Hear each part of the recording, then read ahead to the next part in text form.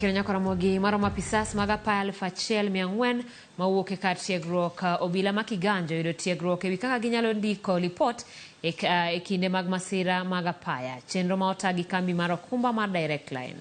Kamino motelia kotele gi jatend timo nonro Wilson Wambugu yang'one tiegruok makama ne geto obila wirani gin ema gitelo ndiko lipot e kinde ma masira mag apaya otimore. Lipot ma oluwoni konyo kamino chulo anyuola kata oganda moyudore e masira. Olero ni gisebedo ka giyudo lipode mag miriambo ka tiegruok makamano dhi konyo e thiro lipode makamago kendo singo mar chwalo tiegruok makamano e riwruoge ma opogore e pacho ka. We are here to have counter fraud measures on the process of deterring, detecting, disruption and also punishment of fraudsters.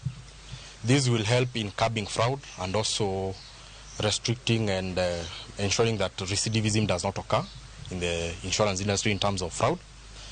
The main reason why we have this function here at the college is that this is a convergence point whereby we have the holistic numbers, and these will go a long way because once the officers are released back to their working stations, they will of course pass the gospel down there even to the junior officers as well.